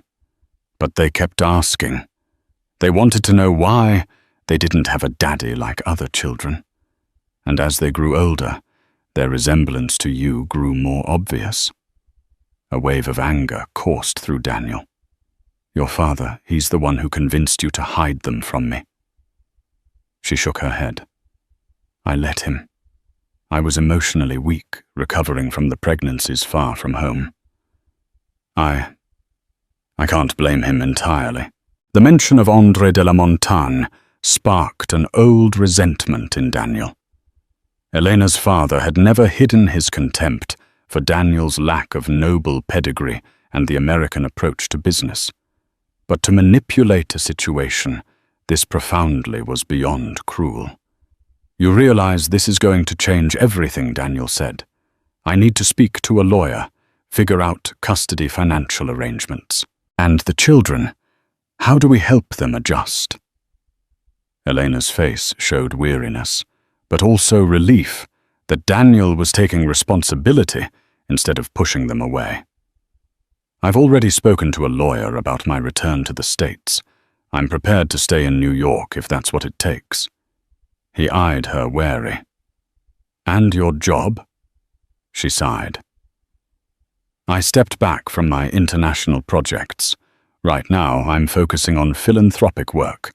My father doesn't approve, but that doesn't matter anymore. My priority is the children." Daniel let out a breath he didn't realize he'd been holding. He recalled how they once dreamed of having children, raising them in a home full of love and mutual respect. That dream had crumbled. Now faced with reality, they had to figure out how to pick up the pieces and build something stable for 4 innocent lives. "How do we start?" he asked softly. Elena's lips curved into a sad smile. "Perhaps by letting them know we both love them, that we're both here for them. Everything else can come later. For tonight, let's just be there for them." As the evening wore on, Daniel felt guilt creeping in. The 4 children, his children, were clearly bewildered by this sudden introduction. While they bravely tried to interact with Daniel, he sensed their uncertainty. After all, in their young minds, he was a stranger who happened to share their eyes, face shape, and last name. He tried to be jovial with them, kneeling to their level, listening to their half-formed stories about Switzerland, about their school, about the snow-capped mountains they missed. But inside, he was consumed by a swirl of emotions. He'd missed their first steps, first words, birthdays, 6 years of precious moments. And then came another jolt. During a lull, Madeline quietly asked, "Is Hans coming too?" Daniel glanced at Elena. Confusion etched on his face. Elena's expression stiffened. "We'll talk about that later, sweetheart," she said hastily. Hands Daniel pressed. Elena hesitated, then cleared her throat. I've been seeing someone, a colleague from work. It's not serious, but the children know him. He was around as a friend." A sharp pang of jealousy, anger, and betrayal shot through Daniel. That was only natural. Eleanor was no longer his wife, and she had every right to date. But the thought that another man had been a figure in his children's lives, even if just tangentially, set his teeth on edge. He fought to keep his voice calm. "So he's been around the children," Elena nodded, looking away. "They like him, Daniel. He's been kind to them." Daniel swallowed the bitterness rising in his throat. "I see," Sebastian piped up. "Hans takes us sledding. He helped me make a birdhouse once. The image of another man, stepping into fatherly roles, stung Daniel deeply. Yet he forced a polite nod. "That's nice of him." Elena quickly changed the subject, offering the children a plate of mini pastries from a passing waiter. But Daniel's thoughts lingered on Hans. He wondered if Hans had become a paternal figure, if the children would look to him instead of Daniel. By the time the ball was winding down, Daniel had endured the well-meaning small talk of acquaintances who admired the adorable children, asking whose they were. He offered vague smiles and quick answers, uncertain how to handle such personal inquiries. Outside, the snowfall had intensified, blanketing the city in white. Daniel stood with the children under the glowing street lamps, waiting as a valet brought around 2 cars. He felt an unspoken tension with Elena by his side. They were 2 estranged individuals, forced back together by the existence of these 4 precious lives. "Where are you staying tonight?" he asked her. At the Ritz, for now, she replied. I didn't know how you'd react, so I didn't make longer-term arrangements. He nodded. That's fine. Look, tomorrow I'd like to spend more time with them. Can we arrange that? Elena studied him, relief softening her features. Of course. They need to know their father. Daniel forced a tiny smile at the word father, still grappling with the weight of it. Then, as the children climbed into the waiting SUV, Daniel laid a gentle hand on Elena's arm. Thank you for telling me, even if it's late. She gave him a somber nod. And I'm sorry. In the hush of the swirling snow, Daniel watched as the vehicle pulled away. He stood there a long time, staring into the winter night, silently vowing that whatever happened next, he wouldn't abandon those children. No matter how painful the transition, they were his, and he was theirs. The following morning, Daniel woke in his penthouse apartment overlooking Central Park. Sleep had eluded him for much of the night visions of 4 bright-eyed faces populating his restless dreams. He rose early, brewing a pot of strong coffee as he mulled over the next step. He called his mother Carol White, who lived in a quiet suburb in Connecticut. It was time she heard the news. When he told her she had 4 grandchildren, the coffee mug almost slipped from his hand as he heard her reaction. First she stammered in disbelief, then sobbed, then erupted in joy mingled with confusion and a tinge of anger at Eleanor's secrecy. Despite everything, Carol couldn't wait to meet them. Daniel also placed a call to James Harrington, who demanded an explanation. They arranged to meet in the Harrington and White boardroom that afternoon, once Daniel had a chance to visit with his newly discovered family.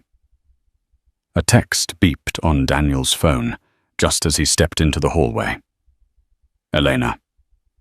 We're at the Central Park Zoo with the kids. Meet us here if you can. Daniel hurried to dress, donning a casual sweater and coat.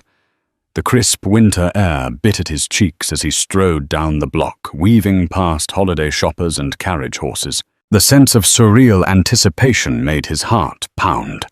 At the zoo's entrance, he found Elena and the children watching seals swim in a large tank. The children spotted him first, waving excitedly. His chest warmed at their enthusiasm. He approached with a smile. Hey guys, Sebastian grabbed his hand. Look at the seals, Papa. The casual use of Papa startled Daniel, but he squeezed the boy's hand in response, a lump forming in his throat. Elena noticed his reaction. They adapt quickly, she murmured, eyes bright with unshed tears. They strolled along, admiring the polar bears and penguins, occasionally stopping to buy hot cocoa. Daniel tried to soak in every detail how Madeline tugged on his sleeve to show him her favorite animals. How Thomas giggled when the penguins waddled, how Florence shyly stuck close to Elena, how Sebastian asked a million questions about everything. They were a family moving in a loose cluster, forging a tender sense of unity. Yet Daniel couldn't help noticing a shadow in Elena's gaze, as if she were keeping another secret. After a while, Sebastian raced ahead. Papa, there's an ice sculpture over there. Elena and Daniel lagged behind, exchanging a look. They're incredible, Daniel remarked. Smart curious. I'm amazed at how they each have their own personality. Elena smiled. You would have made a wonderful father, Daniel. He regarded her intently. Is there anything else you haven't told me? Because right now I need the truth. Everything. She sighed, glancing away. There is something else, but I wasn't sure how to bring it up. It's about Thomas. He's had some health issues since he was born prematurely. Alarm raced through Daniel. Health issues. Is he okay? He's mostly fine, Elena said quickly. But he has a minor heart condition. The doctors say it's manageable with medication and monitoring. He might need surgery in the future, but there's a good chance he won't. Daniel's face paled. My God, Elena, you should have told me. I'd have been there for him. She placed a hand on his arm. I know. This is what I regret most. I'm ready to set things right now. I've brought them here so we can live in New York for a while, see specialists if needed, and ensure he gets the best care. I'll bear any cost if you want. Daniel's response was immediate. No. We'll share it. He's my son, our son. I'll do whatever it takes to help him. Emotions swarmed in Eleanor's eyes, relief mingled with sorrow. Thank you. Their conversation was cut short by the children's excited calls. They hurried over, trying to smile and laugh as if everything was normal. But for Daniel, each moment with the children was a reminder of what he'd missed and of the challenges to come. After the zoo, they decided to warm up at a nearby cafe, a cozy establishment known for its artisan pastries. The children devoured mini croissants while Elena sipped a cappuccino, and Daniel hovered protectively, noticing every detail about his new family members. Between bites of pastry, Florence hesitantly asked Papa, "Do you have a nice house?" Daniel chuckled softly. "I have an apartment. It's big enough for all of you if you ever want to visit." Madeline's face lit up. "Can we see it?" Elena shot Daniel a questioning glance. "Are you sure you're ready for that?" He took a moment before nodding. "Yes. I'd like them to see where I live. I have a spare room that can be turned into something for them." So it was decided. They gathered their things and took a quick taxi ride to Daniel's penthouse overlooking Central Park. The building's doorman, Mr. Bartholomew, nearly dropped his cap upon seeing Daniel leading 4 children by the hand. "Elena. Kids?"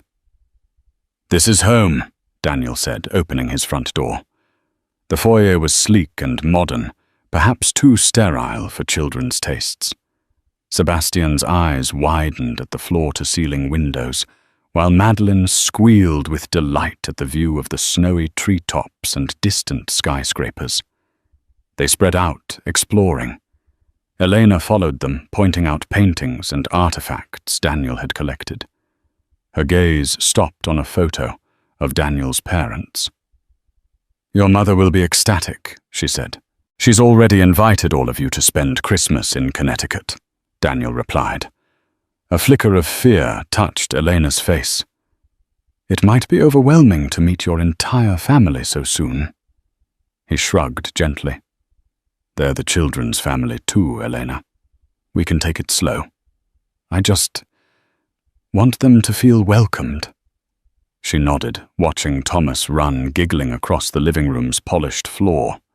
They deserve a big family Christmas. They've never really had that. A warm feeling grew in Daniel's chest. Maybe despite the heartbreak, they could form a family dynamic, if not as husband and wife, then at least as coring co-parents. Suddenly, Eleanor's phone buzzed. She glanced at the screen, her face paling. She excused herself, stepping into the hallway. Daniel lingered, an uneasy feeling creeping over him. A few minutes later, Elena returned, face ashen. "What's wrong?" he asked. "It's Hans," she said, voice tight. "He's in New York.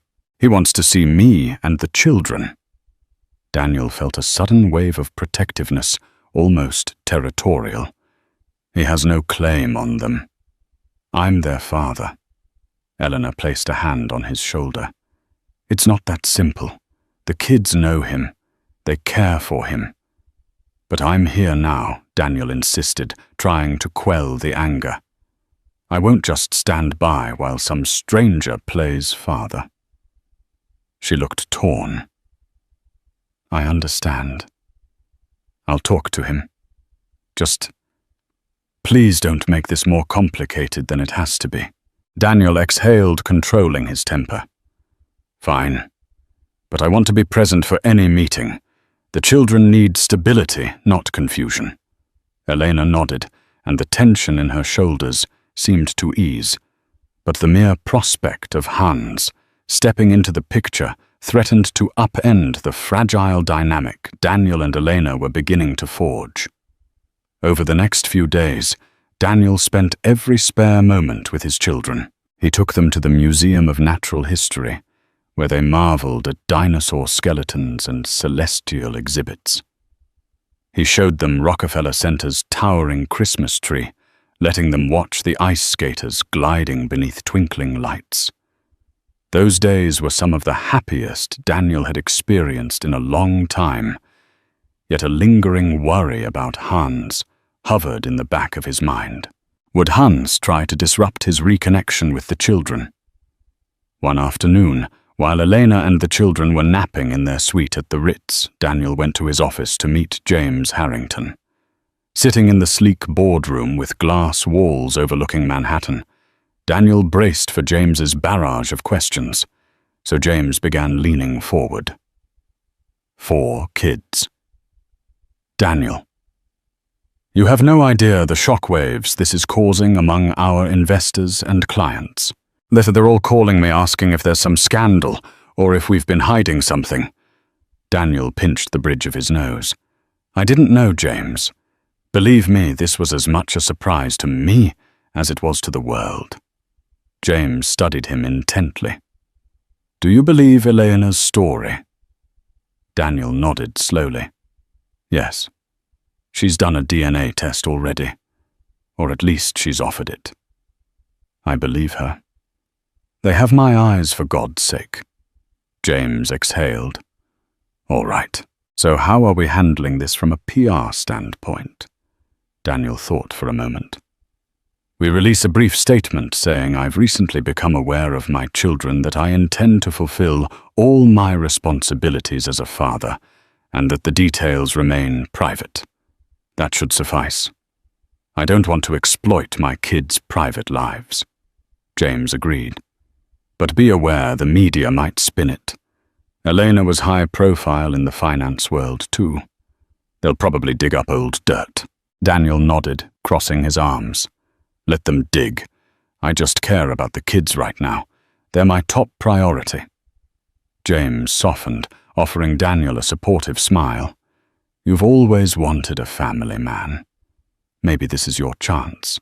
Just be careful with Elena. She's unpredictable.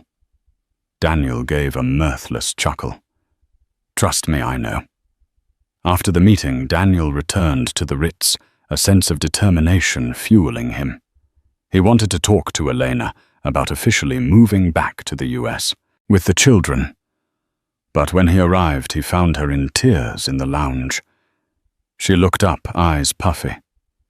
Hans. He confronted me. He demanded to see the children. He's threatening legal action, claiming he's acted as a de facto parent. Daniel's blood ran cold.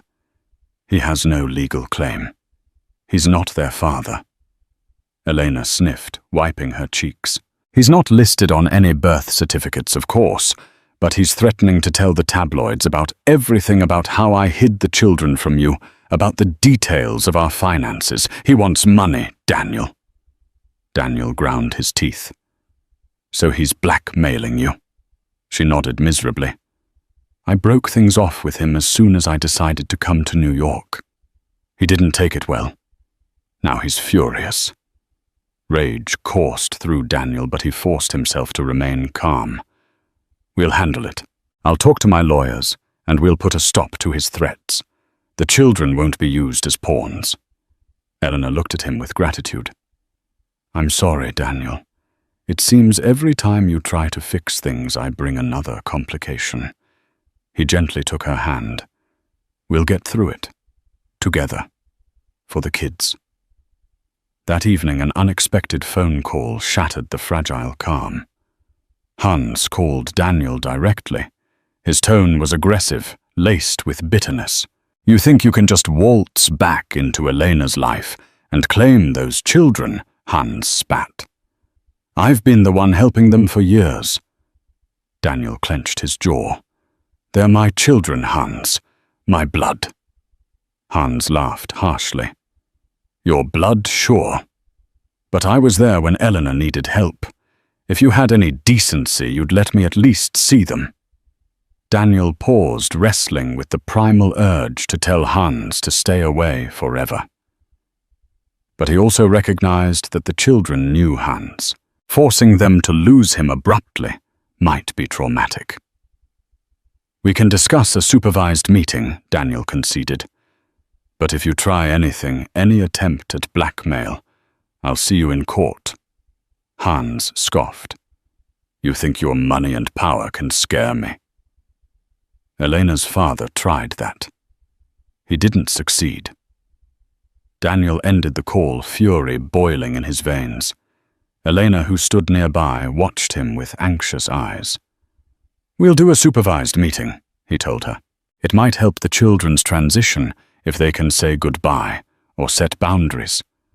But he's not going to threaten us anymore." She nodded, tears of relief shining. "Thank you for handling this." They set the meeting for the next day in the presence of lawyers at a neutral law office.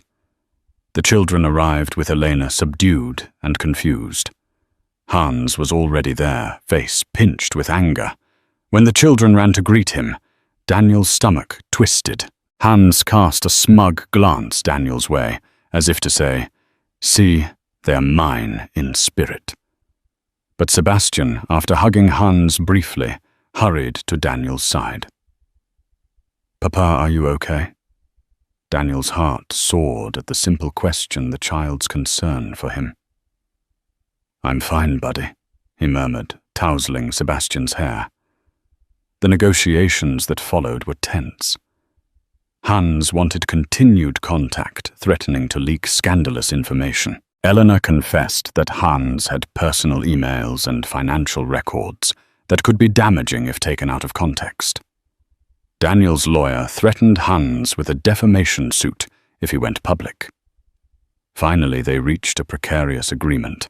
Hans would receive a severance of sorts, a lump sum from Elena's personal funds, and would agree to no future contact with the children unless they requested it themselves once they were of age. It wasn't an ideal solution, but it would stave off immediate scandal and harassment. The children seemed unsettled as Hans gave them a final hug. Thomas clung to him for a moment, tears glistening in his eyes. Daniel's chest tightened at the sight, but he tried to remain stoic. Hans left abruptly, slamming the door behind him. Outside the office, Eleanor knelt to comfort the children, tears streaming down her cheeks. Daniel joined them, feeling the weight of these events pressing down on their small shoulders. In that moment, he promised himself he would never let them feel abandoned again. In the weeks that followed, life settled into a new rhythm. Elena and the children moved into a rented townhouse near Daniel's apartment. Daniel spent his weekends showing them American traditions, like decorating a Christmas tree, baking cookies, and practicing English holiday carols. The day finally came for the children to meet Carol White, their grandmother in Connecticut. Despite the tension and swirling emotions, the meeting was a joyous occasion. Carol wept openly as she embraced each of her grandchildren, scolding Elena only briefly for keeping them hidden for so long. Christmas morning found them all gathered in Carol's cozy living room. Snow fell softly outside. The children squealed over presents, and Elena found herself welcomed warmly, surprisingly so, by Carol's motherly grace. Daniel, dressed in a comfy sweater, took time to reflect on how drastically his life had changed in mere weeks. He now had the family he had once dreamed about, though not in the way he'd imagined. Eleanor and Daniel still had much to resolve. Their romantic relationship remained uncertain. Old wounds and betrayals lingered, but so did a lingering thread of love. They'd begun counseling, determined to co-parent effectively. Whether or not they would reconcile as a couple remained to be seen. One late night after the children had gone to bed, Daniel and Elena sat on his penthouse balcony. The city lights twinkled below the hush of snow, making the moment feel magical. Elena leaned her head on Daniel's shoulder. "Do you think we could ever be a family again?" she asked. Daniel slipped an arm around her, 1,000 thoughts flooding his mind. "I think we already are a family," he said softly. "Maybe not the conventional kind, but we'll figure it out." Elena gazed at him, a small smile curving her lips. "Thank you," she whispered, "for giving us another chance." He closed his eyes, inhaling the crisp winter air. "Thank you for letting me be a father." They sat there for a long while, listening to the distant hum of the city, their hearts brimming with the complicated, fragile hope of a new beginning. Thank you for joining us on this emotional journey of heartbreak, hidden children, and the fragile hope of new beginnings. Daniel's story reminds us that even through betrayal and pain, love and forgiveness can lead to unexpected miracles.